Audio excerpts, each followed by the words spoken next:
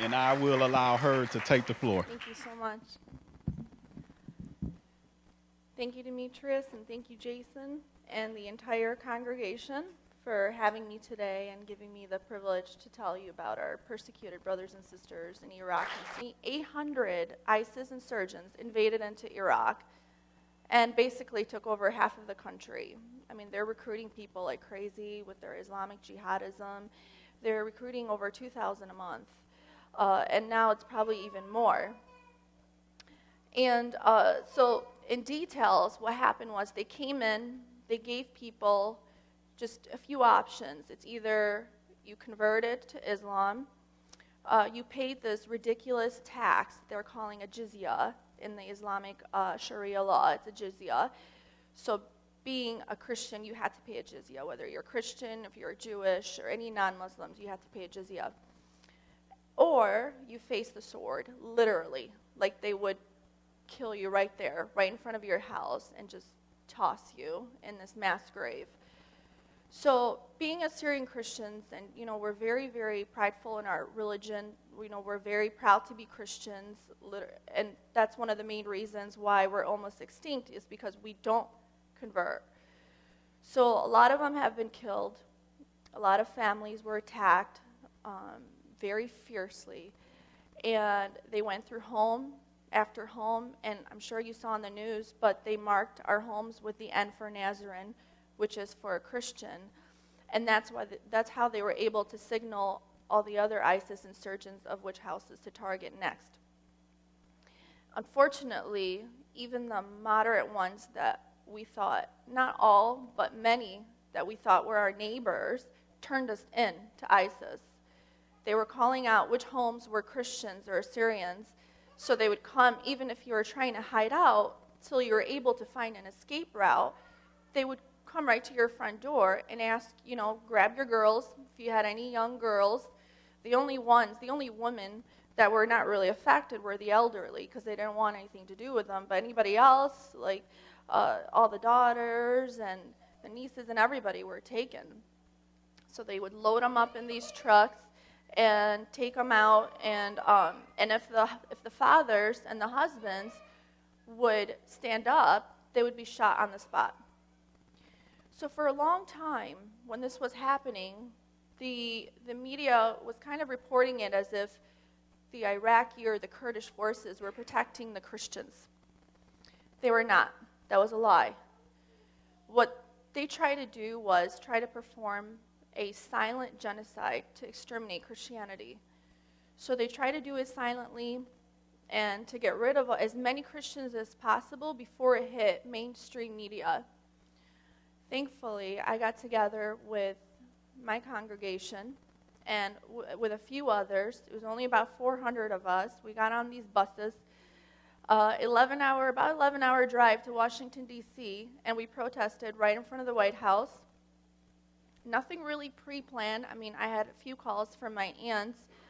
They didn't know what was exactly going on. They said, we're being invaded by this group, and they're attempting to convert everyone, and they're killing everyone. We don't know what's going on. I don't know if we're at war. They didn't know what was going on.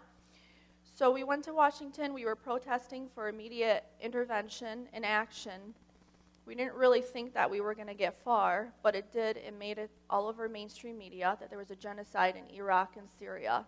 Thankfully, and thank to God, because I really, truly believe God is the one who spread that news. And so since then, this was last year of June when ISIS invaded and when we protested. Truthfully, there hasn't really been much done. We're still being persecuted. We're almost to a near annihilation. I can confirm that almost every single church has been blown up in Iraq, and they're kidnapping all of our women, and they're selling them into these sex slaveries. Literally, they're being traded off for as little as a pack of cigarettes for a young lady who has never even been exposed to a man. And, before they did this to us, and I always try to warn my fellow American brothers and sisters, is before we saw all the signs of these religious persecutions and ethnic persecutions, they actually did take our weapons. They went through every single Christian Assyrian home, and they took our arms. And this was a few months before ISIS invaded. They took all of our guns, I mean, an average family in the Middle East, they have at least a few AK-47s in the house just because of the craziness that goes on there. They took all of our guns, and they said it was an order from the government. And because we wanted to abide by their laws, even though we really didn't want to give up our arms, we had no choice, because then we thought we would be persecuted by the government, which has happened many times in the Middle East. So we gave up our arms, and not too long after, invaded by ISIS. And then just to give you the inside truth of the military forces in Iraq, the Iraqi military, and especially the Kurdish military, they gave up their posts. They literally surrendered all the Christian cities to ISIS. So we thought, at least for the ones that stood behind, that we would be protected somehow by the military. We were not. Imagine this insane, the worst terrorist group to ever exist, invading your country, and then the military just leaving these women, men, and families, children, to fend for themselves with no weapons, because they had taken our weapons, right? So how are we supposed to protect ourselves? So there's a lot of corruption going on in the Middle East. There is a project to eliminate and annihilate Christianity. They don't like to say it because they like to claim that they're the American allies, that they're allying with Americans to protect the Christians. No, that's all a lie, and it's not the truth, and I can guarantee that. And it was really hard for me to see this video because I know there are brothers and sisters, our Christian brothers and sisters, but those are some people that are connected to my families, and just it's like seeing my family on TV begging for mercy and for help. But the story of Christina, this young girl, when they were being purged out, they grabbed her from her mother's arms. She was on a bus, and her husband thought that he was protecting her because he was trying to designate her to a certain area that they didn't think that ISIS was going to get to. Unfortunately, it was. They didn't miss too many areas.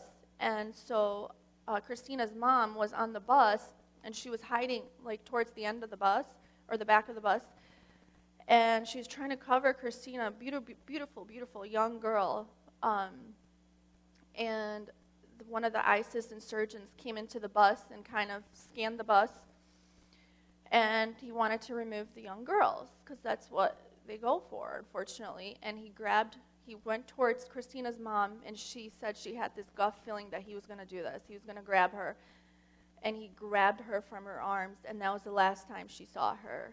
And I have seen, unfortunately, a picture of an ISIS insurgent claiming that he married this young girl, and they photographed it. But there's another story I wanted to tell you, and that's just one of thousands, what they're doing to our Christian brothers and sisters in Iraq and Syria. A story I had interviewed of a woman named Sabiha, another Christian in Iraq, and she said that it was just insane how, just to think, as an Assyrian American, just, you're sleeping in your house, it's 4 or 5 in the morning, you hear sirens, and they get on these speakers of their mosques, and they said, the Islamic State has taken over your city. You're no longer in possession of your vehicles, your homes, your businesses. If you're a Christian, nothing belongs to you, that everything belongs to IS, Islamic State. So she's an elderly. She woke up, and she said, thank God, I remembered, my daughters are not here in my home, but they were somewhere else, and she was worried about them, but she said, their area was hit really, really hard. It's one of the largest Christian cities in Iraq. So she thought she would have time to not even face them, that she was able to get out and grab some money or some of her gold just so she can sell it quickly. A lot of people in the Middle East, they're collectors of gold, just because it keeps a value a lot of times more than money itself. So she had her stash of gold, and then all of a sudden, door kicked down. Who's right in front of her? 3 ISIS insurgents, all in black. And first thing they ask you is religion. And she said, Christian. And they said, where is your gold? Where's your money? They grabbed everything she had, and then they have water tanks like they have in Arizona, because they don't have as much water as we're blessed with here in Michigan. So they shot her water tanks so that way they would make sure she would never return to her homes.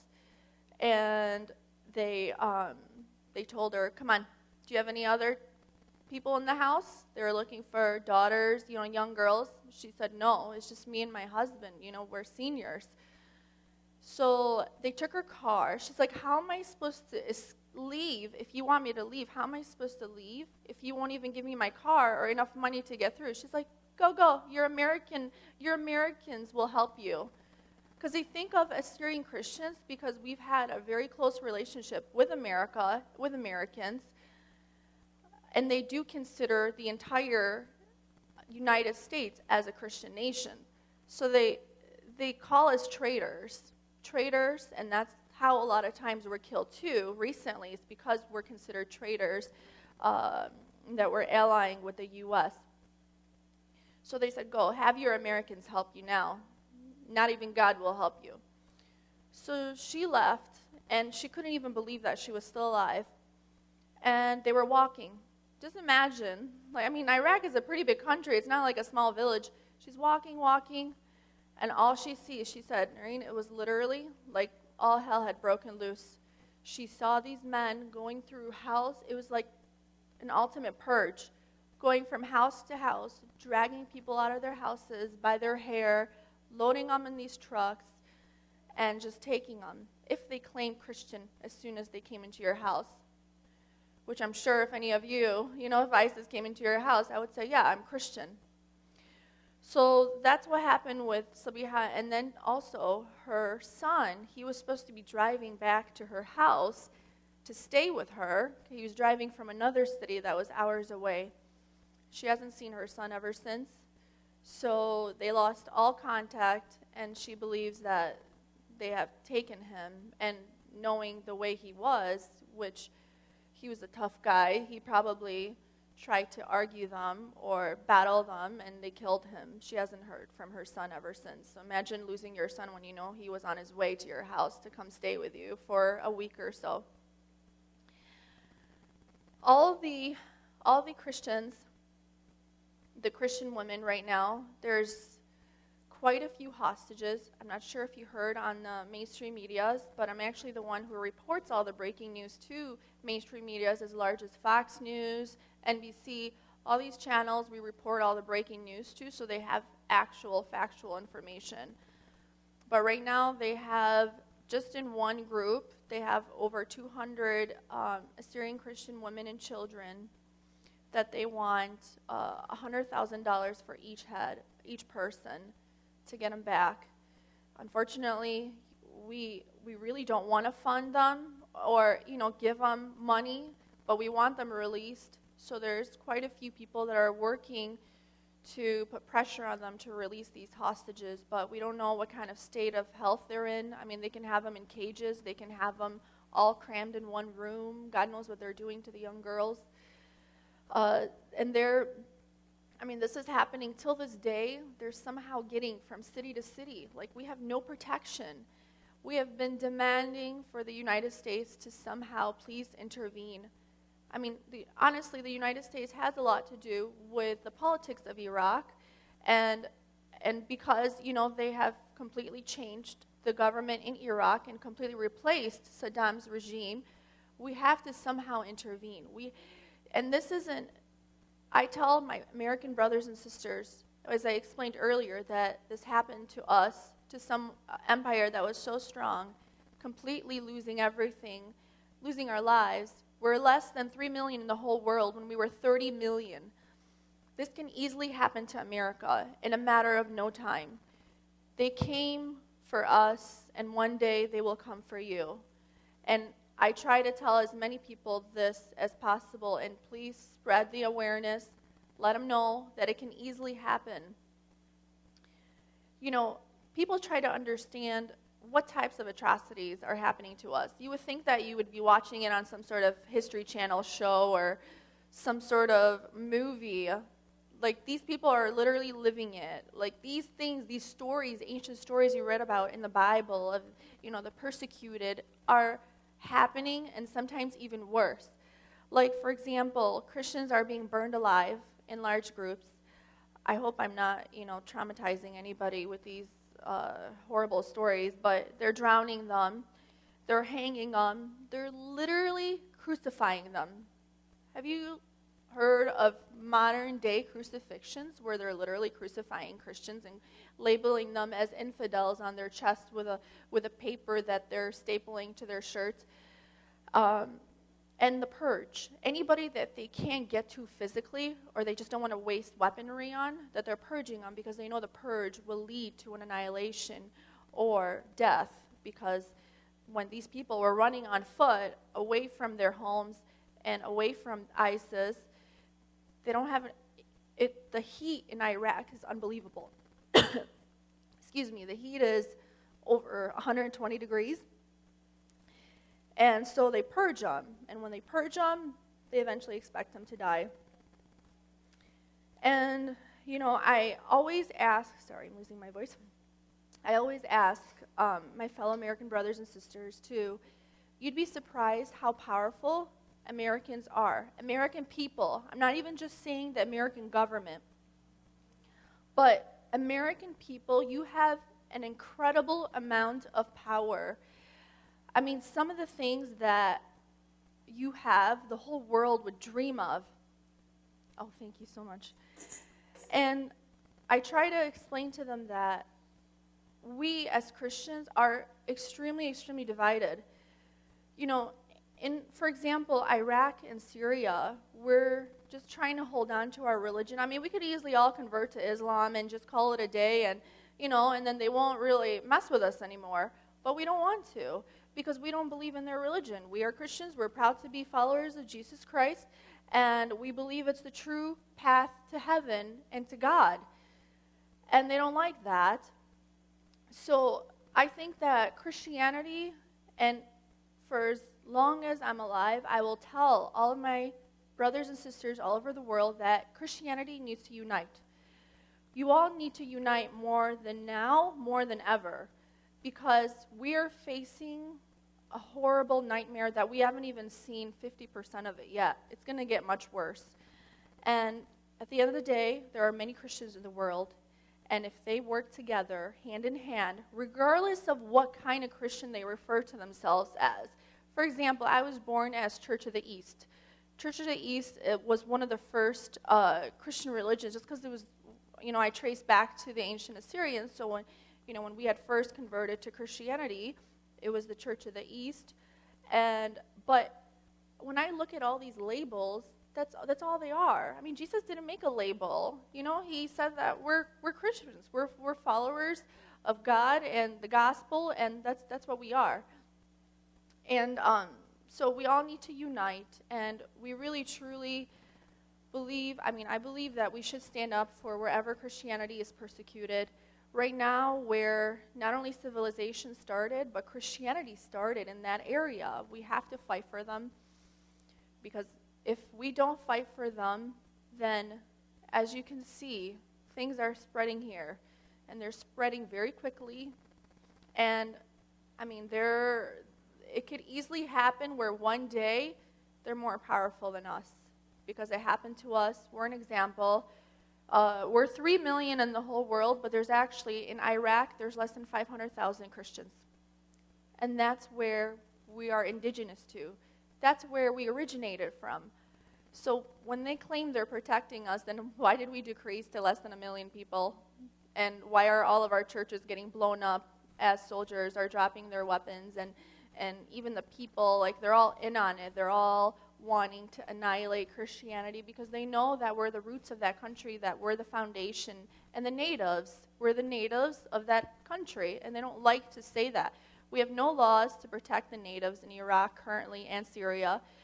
They don't care about the natives. They're treated like second-class citizens. So imagine if you were in the Middle East, and because you're a Christian, you would be treated like a second-class citizen. Let's say you were due for a promotion. You wouldn't get the promotion. Someone that was Muslim would get a promotion. And then they would try to keep you down as much as possible so that you would never prosper and that you would never grow to be anything, to be able to protect your family and your cities and your laws of humanity, something they're definitely not believing in. there's actually a verse that a lot of Assyrian Christians are holding on to, even though a lot of people think that we probably lost hope by now, but we haven't really lost hope.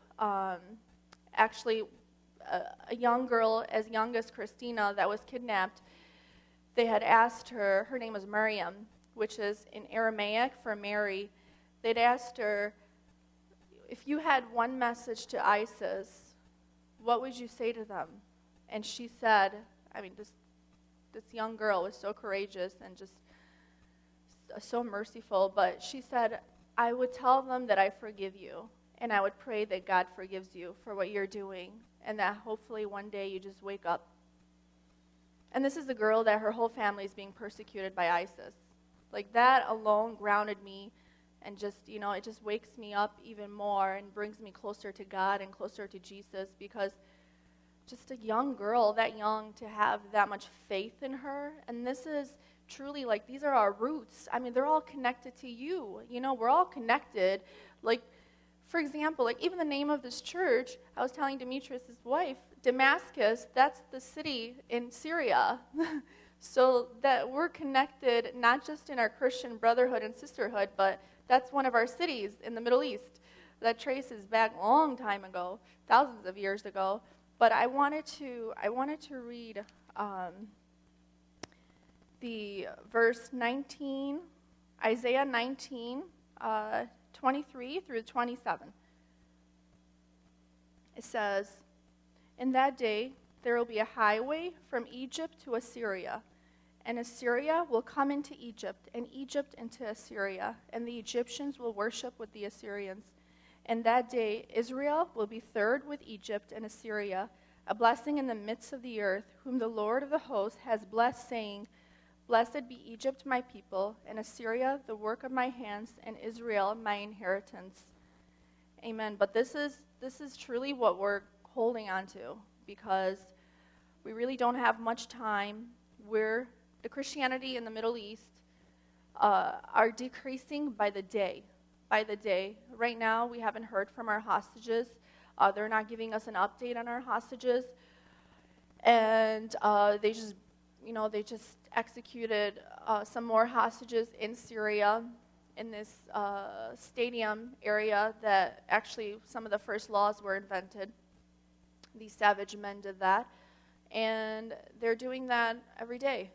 So I just, I ask my last words to my brothers and sisters here in this blessed congregation, and God bless all of you, is to stay united, be united, and also unite with us, stand with us, because one day we may stand with you, and we would stand with you to stand up for what's right and stand up for God and Jesus Christ and humanity and civilization, something that we don't want them to take away from us no matter what, and we will never surrender. And we're seeing a lot of the pre-signs. Assyrians, we believe in the Bible and the prophecies of the Bible, and we believe that we are seeing a lot of the pre-signs. They're happening, and we have to, if we go down, we'll go down hand in hand, because we're not letting them take us down easily, and that's a promise. But God bless you, and I really, I thank you for everything, and I'm welcome to any questions you have.